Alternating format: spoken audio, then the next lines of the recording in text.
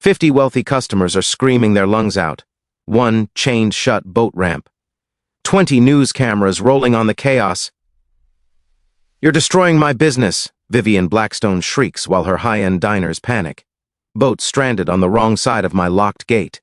Diesel fumes thickening the air, $400 dinner reservations instantly worthless. But let me rewind. Vivian, a Seattle millionaire who moved here, became the HOA president at our quiet Montana lake. She built a lavish floating restaurant and started using my family's boat ramp for her paying customers. Then she charged locals $25 just to launch a boat and fish in the same waters their grandfathers once taught them. The breaking point? A 10-year-old boy crying because his family couldn't afford the fee. What she chose to ignore was simple. My grandfather built that ramp in 1952. It sits entirely on my private land, so I locked it during peak dinner hours, and her empire collapsed overnight. What would you do if someone hijacked your family legacy for profit? Comment below. Share your worst HOA nightmare. And tell me where you're watching from. Let me explain who I am before this chaos began. I'm Garrett Holloway, 58 years old, retired Boeing engineer. I honestly thought my biggest life decision would be whether to open a tiny bait shop down by the lake.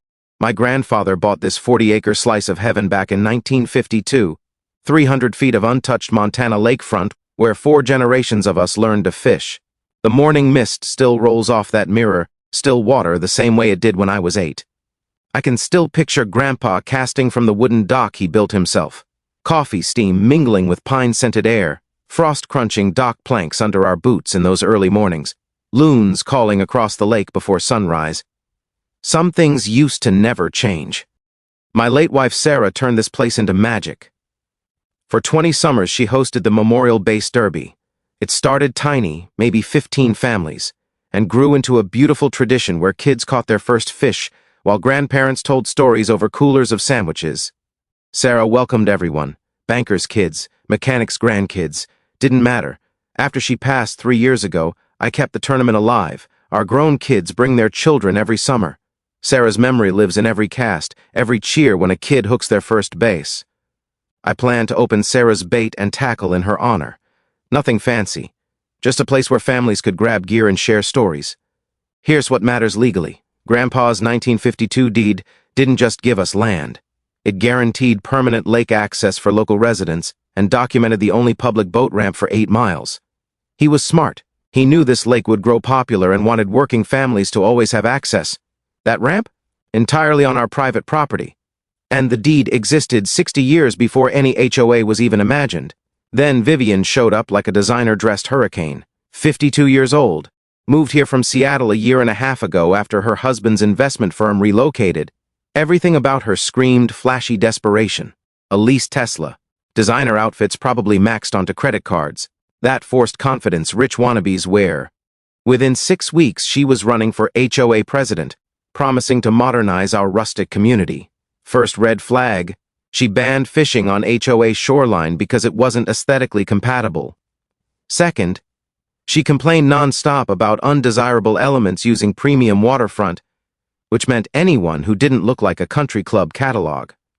That Tuesday evening in March, the scent of her expensive perfume filled our tiny community center as she revealed her grand vision. She clicked open a laptop showing floating restaurant images from wealthy East Coast lakes. "We're going to build a premier dining destination," she announced, soaked in condescension, "bringing sophistication and economic vitality to our underutilized waterfront. $45 entrees, $15 launch fees, valet boat service, an exclusive experience. In the very place Sarah welcomed every kid with cookies and a smile. When I calmly mentioned that the boat ramp was on private property, she cut me off with that fake polite grin wealthy snobs use on the help. Sometimes, progress requires difficult decisions, Garrett. We have legal authority to enhance lake amenities for everyone's benefit. Her stare turned icy. "You can't stop progress, old man." That's when I knew Sarah's legacy was under attack. That's when the gloves came off. Construction began at 5 a.m. on a Monday, about as subtle as a military invasion. Semi-trucks thundered down our quiet road carrying pieces of what looked like a floating aircraft carrier. Diesel clouds replacing 70 years of clean mountain air. She hired a luxury marine contractor from Billings, They set up like they were building the Pentagon. Cranes whining, concrete grinding, nail guns cracking across waters once filled only with loon calls. By Wednesday, muddy runoff clouded the crystal-clear water my grandkids swam in. I filed a polite county complaint. Construction before 7 a.m. was illegal. 2 hours later, a clerk called back sounding rehearsed. Mrs. Blackstone has all required permits and exemptions. That's when I realized the game was rigged. Political friends, influence, fake power. The floating platform grew like a tumor across our pristine lake. It hurt worse knowing she positioned it directly in front of my dock, where Sarah once drank her morning coffee. She studied my property and placed this monstrosity purely for psychological impact. Then the no fishing, private restaurant zone signs appeared. Plastic stakes claiming 100 yards of water that had always belonged to everyone. But here's where Vivian messed up. When you're retired and furious, you have time to research. 40 years in engineering taught me rushed projects skip corners. I spent 3 days at the courthouse reading environmental permits. Guess what? She never applied for the required commercial waterway permits. Any business that affects natural water needs state approval. Skip it and the fines are massive. She was about to dump restaurant grease into our drinking water without a single study. So I made one anonymous call. An inspector showed up Thursday, looked at paperwork for 20 minutes, then shut everything down pending environmental review. The silence when the machine stopped? Music, pine smell returning, birds singing again. Vivian stormed onto my property like a wildfire. Designer heels stabbing gravel, face red. I sat calmly on my porch sipping coffee. "I know you did this," she screamed, waving paperwork. "This is harassment. I have rights." I smiled gently, just looking out for our beautiful lake. "You have no idea who you're dealing with. This project will happen." She peeled out, throwing gravel like bullets, but the locals started quietly thanking me. Fishermen bought me breakfast. HOA members whispered concerns.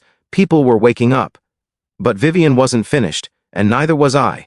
What followed exposed fraud, political manipulation, harassment. Attempts, elder abuse, false reports, financial crimes, illegal loan collateral, marital destruction, failed lawsuits, desperate sabotage attempts, security guards, weaponized HOA power, and eventually, the steel gate. The moment that shattered her empire, and that's where everything truly exploded. Your transcript cuts off here at "told her the land's been in," so I paraphrased up to your provided stopping point.